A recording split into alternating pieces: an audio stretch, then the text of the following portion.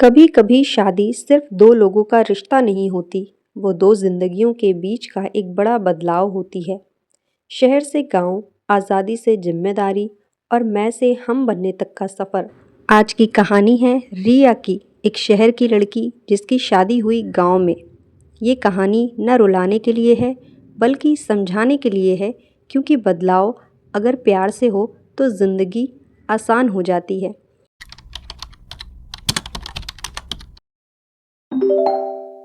रिया एक शहर में पली बड़ी लड़की, मॉडर्न सोच, फ्री लाइफस्टाइल। सुबह ऑफिस जाना, शाम को दोस्तों के साथ कॉफ़ी, घर लौटकर बस खाना और आराम।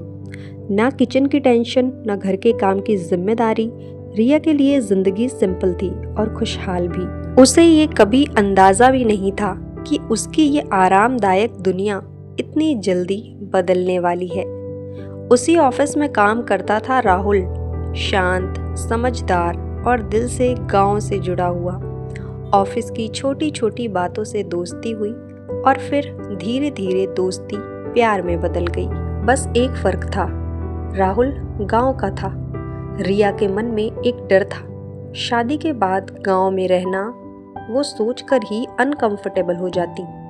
उसे लगा, क्या मैं वहाँ एडजस्ट कर पाऊंगी? क्या मेरी जिंदगी की आज़ादी ख़त्म हो जाएगी?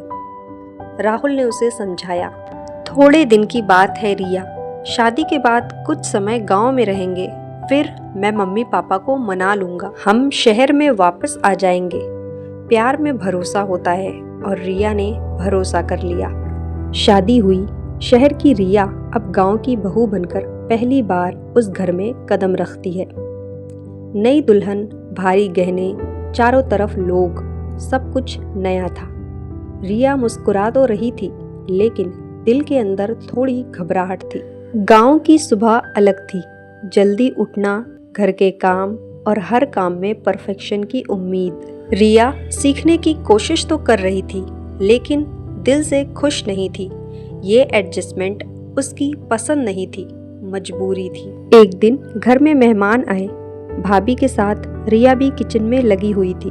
सब कुछ ठीक लग रहा था, क्योंकि रिया अभी खाना बनाना सीख रही थी। इसीलिए रिया से खाने में थोड़ी गड़बड़ हो गई। मेहमानों को खाना पसंद नहीं आया। मेहमानों ने रिया की सास से कहा, लगता है तुम्हारी नई बहू स्कूल, कॉलेज और सिर्फ ऑफिस ही गई है, कभी किचन में नहीं गई। रिया की सास को ये बेइज्जती बिल्कुल अच्छी नहीं लगी। सबके चले जाने के बाद रिया की सास ने सबके सामने रिया से कहा, सिर्फ पढ़ाई और जॉब ही सब कुछ नहीं होता, शादी के बाद घर संभालना भी सीखना पड़ता है। रिया चुप रही, आंखों में आंसू थे, लेकिन जवाब नहीं।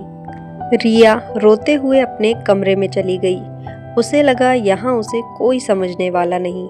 रिया अपना बैग पैक कर रही थी। उसे अपनी पुरानी जिंदगी याद आ रही थी, जहाँ उसे कोई जज नहीं करता था। तभी राहुल आया। राहुल को भी उसकी माँ की बातें बहुत बुरी लगी, क्योंकि रिया राहुल पर भरोसा कर कर ही गाँव आई थी। इसलिए राहुल को बहुत बुरा लग रहा था। राहुल उसके सामने बैठ गया, उसके हाथ थाम लिए। राहुल ने कहा, किसी और के लिए नहीं, बस मेरे लिए एक मौका और दो। तुम्हें बदलने की ज़रूरत नहीं रिया, बस थोड़ा समय दो। रिया रोती रही, लेकिन रुकी। राहुल ने उसी रात अपने मम्मी पापा और भाभी से बात की। राहुल ने कहा, जो ज़िंदगी उसने कभी जी ही नहीं, वो एक दिन में कैसे सीख लेगी। बदलाव वक्त लेता है और समझना दोनों तरफ से होना चाहिए। उस दिन घर में पहली बार खामोशी नहीं, सोच आई। अगली सुबह रिया डर के साथ उठी, लेकिन नीयत साफ थी। वो किचन में गई, धीरे धीरे काम सीखने लगी। भाभी ने प्यार से समझाया और सास दूर खड़ी ये सोचती रही कि मैं भी एक वक्त नई दुल्हन थी, मुझे भी कुछ नहीं आता था। मेरी सास भी ऐसे ही ताने कसती थी, मुझे समझती नहीं थी। इसलिए वो दूर खड़ी देखती रही। दिन बीतते गए। रिया को गांव की हवा अच्छी लगने लगी। छत पर कपड़े सुखाते हुए बातें, शाम की चाय और साथ बैठी पूरी फैमिली। यहाँ सब मिलकर जीते थे, कोई अकेला नहीं था। एक दिन सास, ससुर और भाभी बैठे बातें कर रहे थे।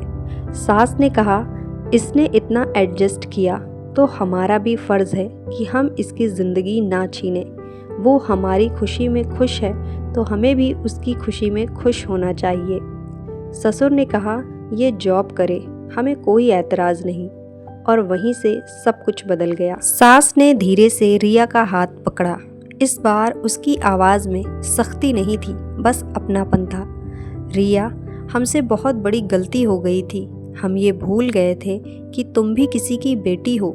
जिस तरह हमारे बेटे ने अपनी ज़िंदगी जीना सीखा, उसी तरह तुम्हें भी अपनी ज़िंदगी जीने का हक है।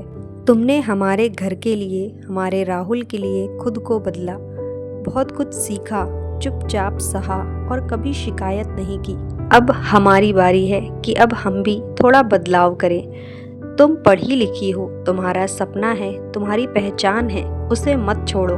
तुम जॉब करोगी, बिल्कुल करोगी। घर की जिम्मेदारी अब हम सब मिलकर संभालेंगे, क्योंकि बहू बनने का मतलब ये नहीं होता कि लड़की होना खत्म हो जाए। सास ने प्यार से कहा, आज से तुम सिर्फ हमारे घर की बहू नहीं, हमारी बेटी भी हो। मेरी प्यारी बहनों और दोस्तों, ये कहानी सिर्फ रिया की नहीं है, ये हर उस लड़की की कहानी है जो शादी के बाद अपनी पहचान खो देने से डरती है, और हर उस परिवार के लिए भी जो ये सोचता है कि बदलाव सिर्फ लड़की को करना चाहिए। सच ये है, रिश्ते तब चलते हैं जब समझ दोनों तरफ से हो, जब प्यार हो, इज्जत हो और बात सुनने का हौसला हो।